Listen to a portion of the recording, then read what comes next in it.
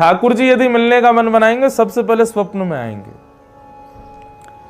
ठाकुर जी यदि मिलने का मन बनाएंगे तो दूसरी स्थिति क्या होगी? अनुभूति। जैसे अभी हवा स्पर्श कर रही है हमारे तन को, ऐसे कहीं ना कहीं ऐसी अनुभूति होगी कि ठाकुर जी हैं। मैं कहता हूं कथाओं में, फिर इत्र की सुगंधी आने पर यह नहीं लगेगा कि कोई फ्रेग्रेंस की दुकान पास में, यह लगेगा कि श्याम सुंदर तो नहीं घूम रहे हैं। मोर पंख देख करके ये नहीं लगेगा कि मोर होगा पास में, बल्कि ऐसी भावना आएगी कि कहीं श्याम सुंदर तो नहीं गुजर के गए। कहीं चंदन छिड़का हुआ दिख जाए तो यह भाव नहीं होगा कि किसी ने चंदन छिड़का है, बल्कि यह भाव आएगा श्री कृष्ण के चरणों में लगा हुआ कुमकुम ही तो नहीं है। ऐसी अनुभूतियां, जैसे कई बार आप बादल देखते हैं तो बादलों में आकृति दिखाई देती है, पर ठाकुर जी जिससे मिलने का मन बनाएंगे उसको पहले स्वप्न में ठाकुर जी दिखेंगे, दूसरे में ऐसे अनुभव होंगे उसको बादलों में आकृति भी ऐसी दिखेगी कि ये तो श्याम सुंदर हैं। कई बार मार्बल में सुंदर सुंदर आकृति बनी रहती, तो मार्बल में भी वो देखेगा तो इसको लगेगा नहीं श्याम सुंदर है। वो वृक्ष की आकृति देखेगा तो वहां भी श्याम सुंदर है।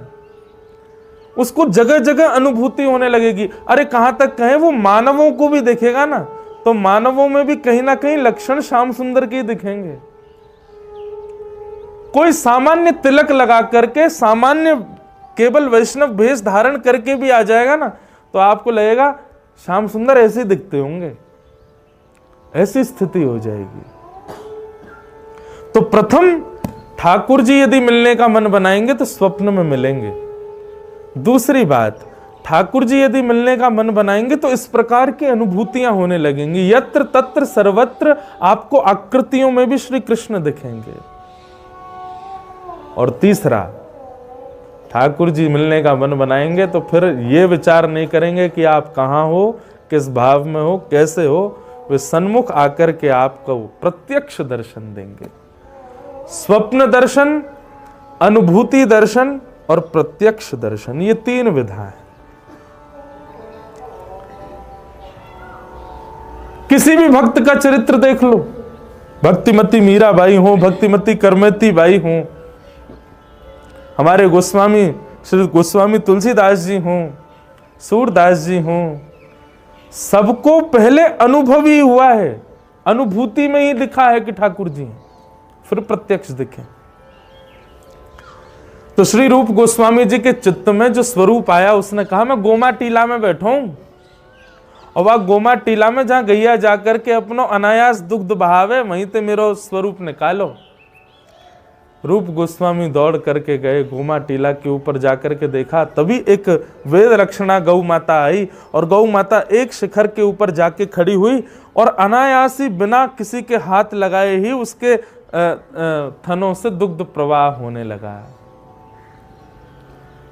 रूप गोस्वामी जी ने जाकर के प्रणाम किया, पुष्प अर्पित किए, प्रणाम वंदन करके जैसे ही वहां के उस भाव को, जो मिट्टी आदि थी उसको थोड़ा विलग किया, तभी प्रकट भय हमारे श्री गोविंद देव प्रभु, श्री राधा गोविंद देव प्रभु की।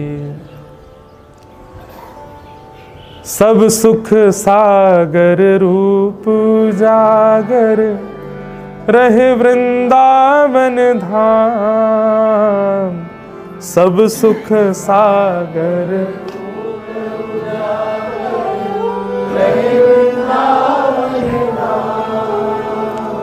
रूप गोस्वामी प्रगट कियो जहां, रूप गोस्वामी, रूप गोस्वामी प्रगट कियो जहां, रूप गोस्वामी राधा गोविंद रूप निधान। वृंदावन प्यारो वृंदावन, वृंदावन मेरो हे श्री वृंदावन प्यारो वृंदावन,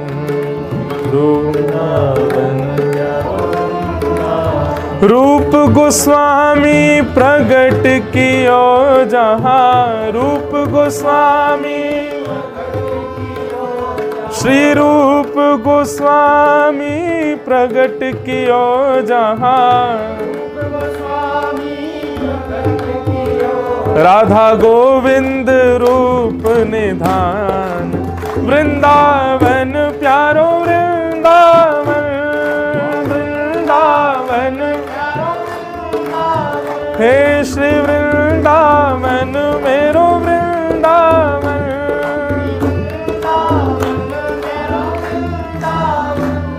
श्री राधा गोविंद देव प्रभु की।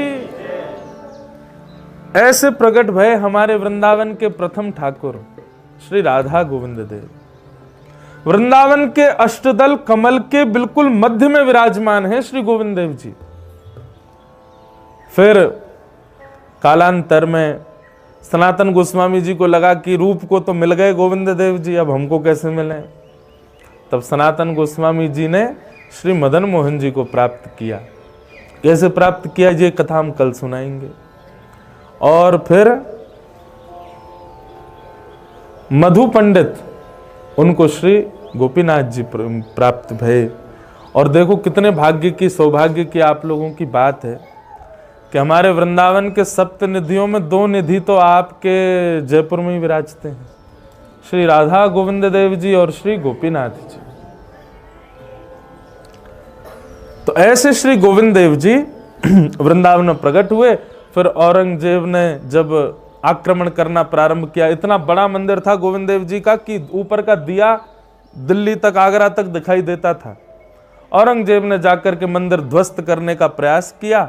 गोविंद देव जी ने आज्ञा कर दी, बोले भैया हमको कहीं और ले चलो। तब श्री गोविंद देव जी जयपुर में पधारे। और जैसा मुझे पता चला, श्री गोविंद देव जी जयपुर आए तो सबसे पहले इसी स्थान पर विराजे जहां हम लोग बैठे। ये कनक वृंदावन, ये पुराना गोविंद देव जी मंदिर, श्री गोविंद देव जी सबसे पहले यहीं पर विराजमान भये। और यहां से फिर उसके बाद अन्य कहीं विराज के फिर सिटी पैलेस में ठाकुर जी विराजमान हुए। तो ऐसे श्री गोविंद देव जी की ये पावन भूमि है जयपुर। हम तो इसको मिनी वृंदावन ही मानते हैं। यहाँ वृंदावन जैसा ही भाव आता है। बस यहाँ की थोड़ी बहुत चीज़ों को थोड़ा नज़रअंदाज कर दिया जाए। आधुनिक है, थोड़ा राजधानी है ना जब राजस्थान की, थोड़ी आधुनिकताओं को नज़रअंदाज किया जाए। देखो ये तो लंगूर बैठो वहाँ पे है, अभी थोड़ी देर में देखेंगे वहाँ पीछे मयूर भी मिलेंगे हैं, सामने बैठे देखो, सामने वहाँ पे मयूर बैठे। अभी तो थोड़ा पहले हम अगस्त सितंबर में करते थे कथा, तो ये हरे भरे यहाँ पर बढ़िया आनंद। देखियो भैया वो बंदर को ये मारे नहीं। तो ये देखो ऐसा ही था पुराना वृंदावन, हमारा पूर्व का वृंदावन। बिल्कुल इसीलिए मैं इसी स्थान पर ही कथा करता हूँ, क्योंकि मुझे स्थान की जो दर्शन है ना, मुझे ऐसा लगता है मैं 5000 वर्ष पूर्व के वृंदावन में पहुंच गया हूँ। ऐसा ही वृंदावन। तो ऐसे श्री हमारे राधा गोविंद देव प्रभु, उनको हम बारंबार प्रणाम करते हैं। और अब आज से प्रारंभ करते हैं। श्रीमद् भागवत में 7 गीत हैं बंधु, 7 गीत हैं। उन 7 गीतों में 4 गीत गोपियों के द्वारा गाए गए हैं। और चारों गीतों में सबसे पहला गीत जो गोपियों ने गाया, उस गीत का नाम है वेणु गीत। मुझे सबसे प्रिय गीत लगता है श्रीमद् भागवत में वेणु गीत। बहुत बार मन बदला कि कोई और विषय ले लूं, किसी और भाव पे करूं। किसी का भाव आया कि आप अष्ट सखाओं पे ही बोलो महाराज जी, किसी का भाव आया कि आप सप्त निधियों का भाव रखो, किसी का भाव अन्य अन्य आए, लेकिन पता नहीं आ रहा था कि वेणु गीत ही कहूंगा। मैंने वेणु गीत रखा था, उसके बाद आज तक प्रयास, अब यहां जयपुर में प्रयास कर रहे हैं। अच्छा, वेणु गीत क्यों कह रहे हैं, उसके पीछे कारण क्या है? ठाकुर जी के सबसे ज्यादा श्री कृष्ण के जितने भी स्वरूप हैं, उनमें कई बार श्रृंगारों में मोर पंख और मोर मुकुट का अवकाश हो सकता है। अवकाश का मतलब कई बार मोर पीछ नहीं भी धराते हैं श्रृंगार में, कई बार पीतांबरी का अवकाश हो सकता है, कई बार ठाकुर जी के श्रृंगार में काली कमली को अवकाश है सके, कई बार ठाकुर जी के श्रृंगार में मालान को अवकाश है सके, लेकिन अनादि काल से आज तक और अनादि काल तक ठाकुर जी के श्रृंगार में वेणु का कभी अवकाश नहीं होता। वेणु को त्याग ना करें। तो इसलिए हमने वेणु गीत सुना कि भैया वो वेणु इतनी प्रिय है ठाकुर जी को, वह वेणु से हम ऐसो कहा सीखें कि हमको भी ठाकुर जी वेणु की तरह रख लें, कभी हमारा त्याग ना करें। ये वंशी बंधुओं, कहीं इनको शिव जी का स्वरूप माना गया, कहीं टीकाकार इनको महादेव का रूप मानते हैं, कहीं पर इनको हनुमान जी का रूप मानते हैं। ऐसी वेणु। तो वेणु गीत का थोड़ा सा प्रारंभ स्थिति में आपको बता दूं। वेणु गीत का रूप क्या है? ठाकुर जी गैया चराने जाते हैं वन में, और जैसे ही ठाकुर जी वन में जाते हैं, वन में जाकर के वेणुनाद करते हैं, उनकी वेणु को घर बैठी हुई गोपियां सुनती हैं। और जब घर बैठकर के गोपियां सुनती हैं तो गोपियों के नेत्र बंद हो जाते हैं, और किलोमीटरों दूर वन में ठाकुर जी जो लीला कर रहे हैं वो वेणु की ध्वनि से गोपियों को घर बैठे बैठे दिखने लग जाता है। उसको वेणु गीत कहते हैं। वेणु गीत एक प्रकार से आज की भाषा में कहें तो लाइव टेलीकास्ट ठाकुर जी का। वेणु के स्वर को सुनकर के गोपियों को प्रत्येक, और एक और बात, हर गोपी को वेणु सुनाई दे रही है, और लेकिन हर गोपी को अलग अलग रूप दिख रहा है। कैसे कैसे रूप ठाकुर जी के दिख रहे हैं, उसी का वर्णन जहां किया गया उसका नाम है वेणु गीत। आज तो प्रारंभ है, आवाज भी थोड़ी कम आ रही है, इसलिए मैं केवल प्रारंभिक भूमिका, लेकिन ये प्रारंभिक भूमिका ही सबसे ज्यादा जरूरी है। इसी कोई नई भाव से सुना होगा तो पूरे वेणु गीत में सुख नहीं मिलेगा, इसलिए थोड़ा ध्यान से सुनिएगा। वेणु गीत। तो वेणु गीत, जब ठाकुर जी वेणु वादन करते हैं, गोपियों को ठाकुर जी के रूप का दर्शन होता है। ये पूरा वेणु गीत है। अब वेणु गीत का प्रारंभ कर रहे हैं। बंधु, आप थोड़ी देर के लिए भूल जाओ, आप सब जयपुर में हैं। थोड़ी देर के लिए भूल जाइए कि आपको नाम कहा है, ऊपर से हवा लग रही है, वर्षा गिर रही है, आवाज कमारी, सब भूल जाओ। बस एक चीज का ध्यान रखिएगा, वेणु गीत में जब ठाकुर जी की रूप माधुरी का वर्णन हो, उस समय नेत्र बंद रखिएगा और कर्ण रंध्र से उस स्वरूप का चिंतन अपने चित्त में चित्रण बनाइएगा, और चित्रण बना के यथावत जैसे गोपियों को दर्शन हो रहा है वैसा दर्शन कीजिएगा। हम प्रमाणित करके कह रहे हैं कि इन 3 दिवस के इस वेणु गीत के सत्र में ठाकुर जी के प्रत्यक्ष दर्शन का कुछ अंश तो हमको प्राप्त होगा ही होगा, निश्चित होगा। गोपी गीत सब गाते हैं, पर उस गोपी गीत की भूमिका वेणु गीत से प्रारंभ होती है। तो आओ ऐसे इस वेणु गीत में हम लोग प्रवेश करते हैं। वेणु गीत के प्रारंभ से पहले ठाकुर जी का एक रूप दिखाया गया है। वो रूप कैसा है, दर्शन करो। बरहा पीडम नटवर वपु कर्णयो कर्णकारम विभ्रदवासः कनक कपिसं वैजयन्तीं चमालां रन्ध्रान् वेणोमधर सुधया पूरयन् गोपवृन्दैः वृन्दारण्यं स्वपदरमणम् प्राविशद गीत कीर्ति। अच्छा, एक बात, यदि वेणु गीत नहीं होता तो श्रीमद् भागवत के वक्ता श्री सुखदेव जी हमको कभी प्राप्त नहीं होते। श्री सुख परंपरा से अभिसिंचित स्थान आपके जयपुर में विराजमान है, सरस कुंज, सरस निकुंज। कभी कभी जो लोग कथा सुनते हैं उन लोगों ने कभी पद सुने होंगे, सरस माधुरी जी के पद गाता हूं मैं कथा में। वो सरस माधुरी जी जो जिनके पद हम गाते हैं उनका स्थान यही है, गोविंद देव जी मंदिर के पास में। जरूर जा बंधुओं, ये रसिक जनों के स्थान ढूंढते रहा करो।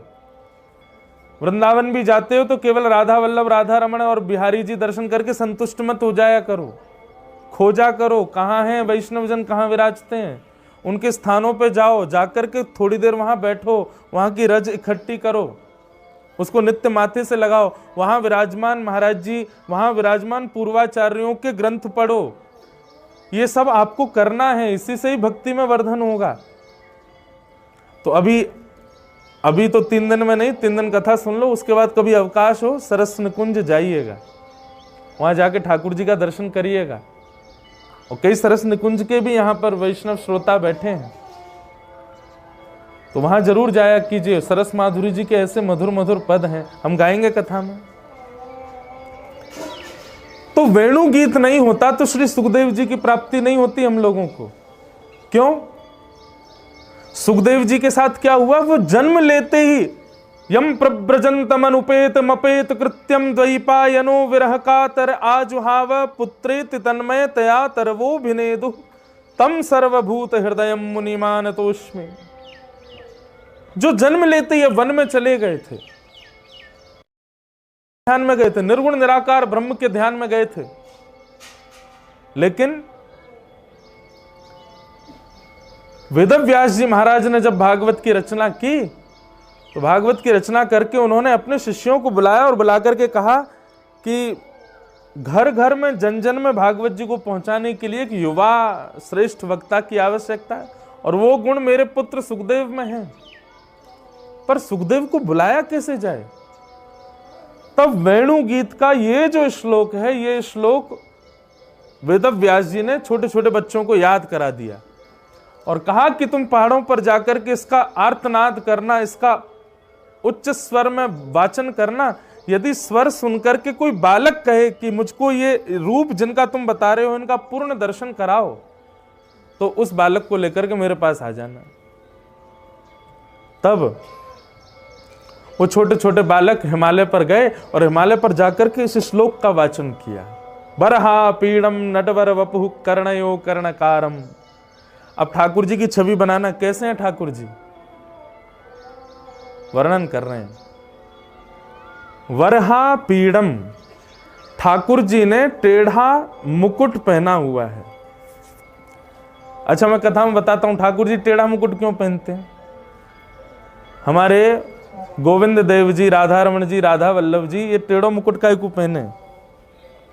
एक श्री स्वामी हरदास जी का पद है, यदि अभी मिल जाए तो मैं सुनाऊं। स्वामी जी के पद थोड़े से गाने में ना कठिन होते हैं, पर होते बड़े बढ़िया। जहां जहां चरण परत हरिजू के, जहां जहां चरण परत प्यारी जू,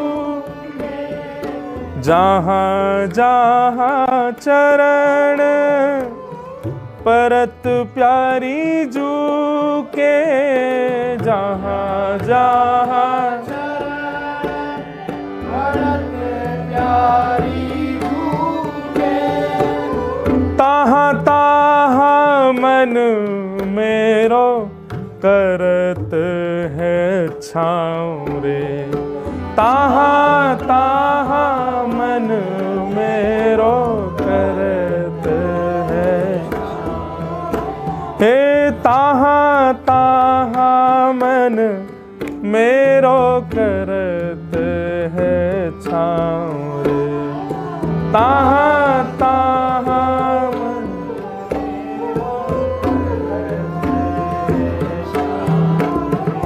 ठाकुर जी क्या कह रहे हैं?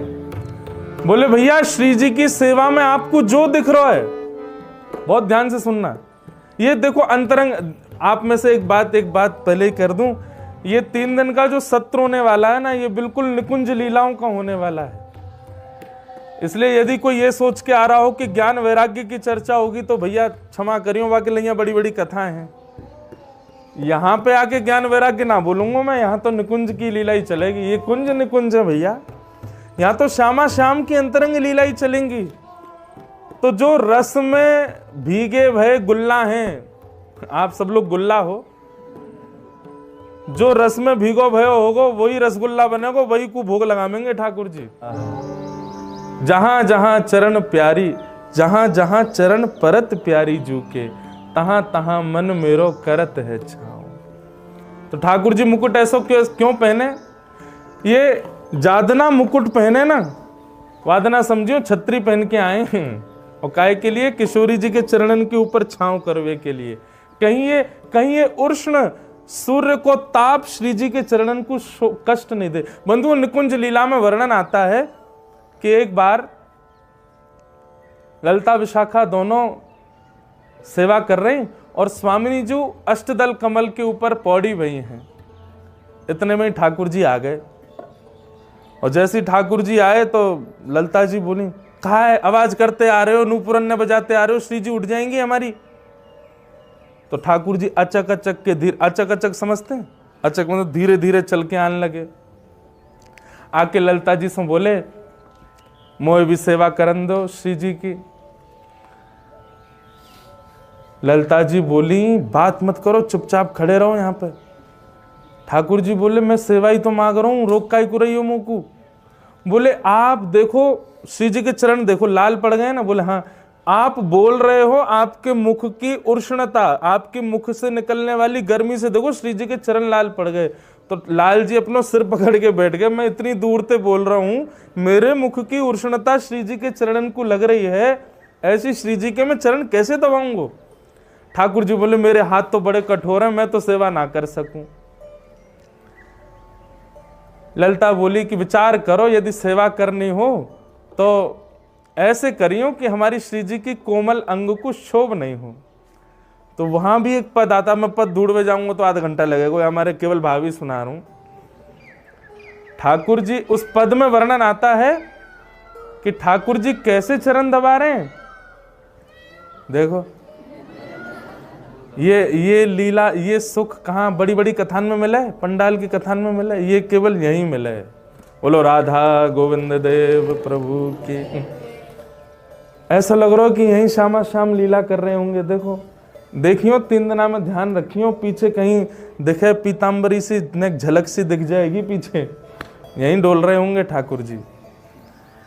तो पद का भाव क्या है कि ठाकुर जी मन में विचार करें, मैं कैसे सेवा करूं माड़। सो ठाकुर जी अपने एक एक अंग को स्पर्श करके देखें। सब जगह ठाकुर जी को अपनी हड्डी को स्पर्श है जाए। ठाकुर जी के ना ये तो कठोर है, ये वो कठोर है, क्या करें? सब जगह स्पर्श करते करते ठाकुर जी ने यहां छुओ।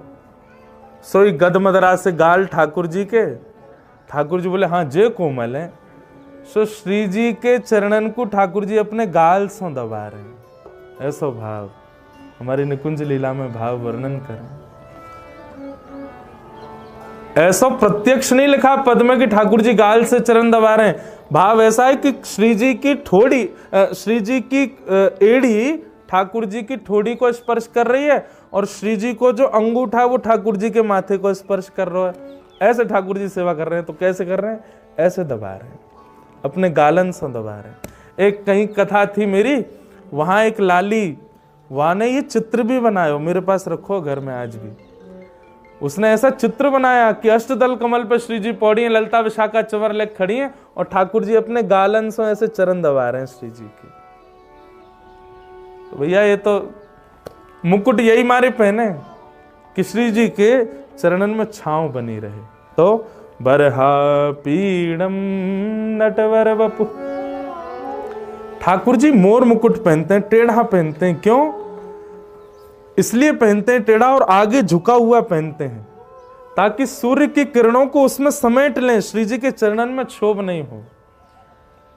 बरहा पीड़म नटवर वपु, ठाकुर जी का वपु कहते हैं शरीर को। ठाकुर जी का अंग कैसा है तो कहते हैं नटवर। नटवर का मतलब क्या होता है? स्टेज परफॉर्मेंस करने वाले जो आकर्षण कर लेते हैं उनको कहते हैं नट। और ठाकुर जी कौन है? बोले नटवर। उन नटों को भी जो आकर्षित करे वो नटवर। नटवर वपु। ठाकुर जी का अंग कैसा है? बोले नटवर जैसा है। बरहा पीड़म नटवर वपु। छवि बनाना अपने चित्त में। कर्णयो कर्णकारम। यहां गोपियां कहती हैं ठाकुर जी के कान तो दो ही हैं, पर कुंडल ठाकुर जी ने एक ही पहनो। काय को पहनो है? पुष्प को कुंडल पहनो है। जैसे पुष्प तोड़ के ठाकुर जी ने अपने यहां कानन के ऊपर यहां लगा रखो है। इतने में श्रीदामा मधुमंगल बोले लाला अब या उंगली को पकड़ के मधुमंगल चले या उंगली को पकड़ के श्रीदामा चले। तो जा तरफ पुष्प है वो ही सखा इतरावे। मेरी तरफ पुष्प कर रखो है, मुंह ते ज्यादा प्रेम करे लाला। सो दूसरी तरफ श्रीदामा के लाला देगी मधुमंगल बहुत इतरा रहे हो तो या पुष्प को निकाल के यहां लगा, हमारी तरफ लगा। सो ठाकुर जी कर्ण योह कर्ण कारम। दो कान हैं पर कुंडल एक ही है पुष्प का। तो ठाकुर जी ऐसे निकालते हैं और दूसरे कान में धारण करते हैं। हमारे पूज्य नाना जी पंडित श्री कृष्णलाल शास्त्री जी वो तो इतना सुंदर वर्णन करते थे। वो कहते बोले लाल जी ऐसे पुष्प निकाल के यूं ना पहने तो रजनीकांत स्टाइल है। कैसे? यूं निकालें पुष्प और यूं उछाले आकाश में और यूं कान करें वो आके यहीं पे गिरे। कर्णयोः कर्णकार। आहा। बरहा पीड़म नटवर वपु कर्णयोः कर्णकारम। और जा तरफ पुष्प गिरे ना कानन में आके वह तरफ के सखा वह तरफ खड़े भाई बछड़ा बछिया वे इतने आनंदित है जाए कि उनके नेत्रन से प्रेमाश्रु गिर जाए। कर्णयोः कर्णकारम। आहा। विभ्रदवासः कनक कपिसम। ठाकुर जी पीतांबरी पहनते हैं। हमने जो पहनी है इसको कहते हैं श्वेतांबर। यही ये पीलो कर दो। तेसु के पुष्प रंग डाल के तेसु के पुष्पन ने बढ़िया जल में भिगो के बाद से जब पीलो रंग है जाए वही मैं श्वेतांबर को डाल दो यही पीलो है जाएगा। ऐसे ठाकुर जी पीतांबरी पहनते हैं। विभ्रदवासः कनक कपिसम वही जयंतीम चमालाम। सुंदर ठाकुर जी ने वैजंती माला पहनी है और रंध्रान वेणु अधर सुधया। अपने अधर पर ठाकुर जी वेणु नाद करते हुए चल रहे हैं। रंध्रान वेणु अधर सुधया पूरयन गोप वृंदई वृंदारण्यम स्वपद रमणम प्राविशत गीत कीर्ति। गोपियां इस रूप का दर्शन करती हैं और इस रूप का दर्शन करते करते करते करते भाव विह्वल हो जाती हैं और